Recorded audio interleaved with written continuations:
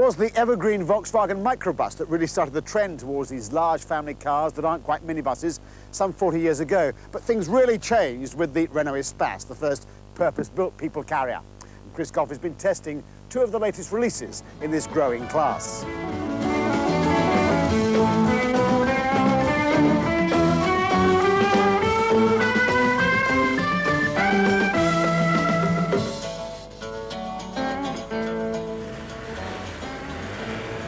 Volkswagen's Transporter is claimed to be the world's most successful commercial vehicle. After all, it's been going for some 40 years now, and in that time they've built 6.7 million examples. Started life as a microbus version of the familiar old Beetle with a flat-four air-cooled engine in the back. Since then, the range has blossomed into vans, pickup trucks, people carriers, diesel and four-wheel drive versions, as well as the motor caravans. But now, VW have decided that it's time for a radical change in the concept of the vehicle and hence its mechanical layout. Well, here it is, the new Transporter and Caravelle range, and it's radically different. They've taken the engine from the back, put it up here at the front, driving the front wheels. Now, of course, that means the driving position is much further back than the old Transporter with the Ultimate in forward control. You're sitting behind the front wheels. But you haven't lost as much space as you would have done in, say, a Renault Espace or a Nissan Prairie, because they put the engine in transversely, and they've done a very good job of packaging it at the front here. Of course, that has had an effect on the interior. So let's see just how much difference it's made. Well, the answer is not a great deal. All three rows of seats have moved back in the body, and that means the rear seat here is much closer to the back door than the old Transporter, but the load space is deeper because you don't have an engine underneath. All five of the passengers in the rear have an armrest. The seats are very comfortable. They've changed the design of this centre module, and it folds down to a coffee table if you're treating it as an executive limousine. The seat itself slots out easily and stows in the back if you want more luggage space, and these seats come out with the removal of 4 bolts. But it's not as flexible as the Renault Espace system, where you can position any seat where you want it in the interior of the vehicle. You can still walk through to the front, though.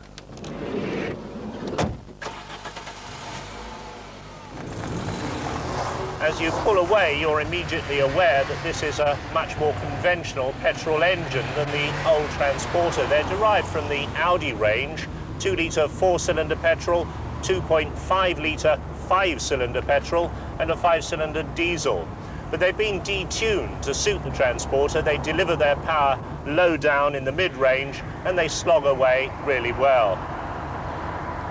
With the weight of the new engines right up front in the nose, the Transporter is much more stable than the old version, especially at speed on motorways when in a crosswind you could find yourself occupying 2 lanes. As you'd expect, the ride in the driving compartment is also much better because you're sitting behind the axle. In the old Transporter, you felt every bump you went over. On the old Transporter, you could slide open the centre windows. Now, on this one, they're fixed. They've given you an extra fan to ventilate the passenger compartment, but certainly my occupants in the back complained of feeling stuffy on long journeys. As you'd expect, the gear change is a great improvement on the old Transporter, where you had a sort of wand that felt as though you were stirring porridge.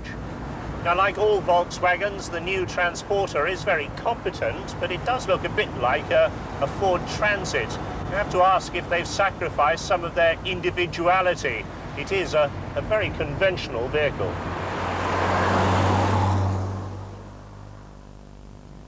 That's certainly not a charge you could see levelled against this vehicle, the new Toyota Previa. It's like a giant egg on wheels, something you'd expect to find on a designer's doodle pad, but they've gone ahead and made it. It's a big vehicle. It's in the same class as the Volkswagen Transporter, and it's quite a lot bigger than Renault's Espace. Inside, the styling is just as unconventional, very space-age looking, deep scallops in front of the driver and passenger, and this very prominent centre binnacle bringing the radio and heater controls within easy reach. Lots of stowage space both in the front and the back of the vehicle. Previa is a full 8-seater compared to the Transporter, although this extra seat does rather restrict access to the interior of the vehicle, but you can push the middle row forward and then all occupants have plenty of leg and head room. And an aspect of the sheer length of the vehicle, there's plenty of luggage space, even with 3 rows of seats. Now, if you need more luggage space, this rear row folds up very neatly against the side of the vehicle. This one does the same, and then you've got an enormous amount of storage area. What you mustn't do when you put it down again is what I did and pull the release. The back flies up and smacks you in the face. Now, the remarkable design of Previa is continued in the mechanical layout. They put the engine between the front seats, but they've laid it on its side, so you really wouldn't know it was there. As you'd expect, with an engine in this position, access is pretty disastrous, a mechanic's nightmare through a tiny little hatch. But it's only intended for reaching the dipstick and refilling the sump after an oil change. All the routine maintenance of checking the levels, including topping up the engine oil reservoir, is done under the bonnet. And that's where you'll find the battery and air filter, but also the alternator and the power steering pump. They're driven by a jack shaft running forward from the engine itself. The old Toyota Space Cruiser had a reputation for excessive understeer and instability under braking. Well, thanks to its mid-engine design, the new Previa has none of those problems. Handling is very safe and secure, although the ride does tend to float a bit over bumps. Braking is now very powerful, but it's a nonsense the UK importers of the Previa have decided not to offer anti-lock brakes even as an option when you can get alloy wheels and a silly spoiler on the rear tailgate. Performance is good thanks to tall gearing and the slippery shape. It does over 112 miles an hour, and 0 to 60 in 11.3 certainly won't leave you at the traffic lights. The gear change, though, is controlled by cables. That's enough to send any former Maxi owner screaming off into the woods. It's a lot better than the dreadful change in the old VW Transporter, but it's certainly not as good as the best Japanese changes.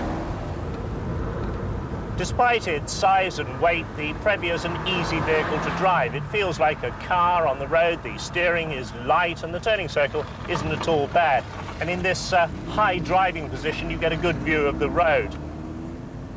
They've certainly cracked the ventilation problem. 3 of the windows in the back are able to hinge open, and the heating and ventilation at the front here is very effective. At £18,000, the Previa is actually very good value for money when you stack it up against the opposition. It's got the extra seating capacity over Renault's Espace, and it's also got luggage carrying capacity as well. With this extraordinary shape, it's got tremendous eye appeal. It's much more of a car than just a van with seats inside.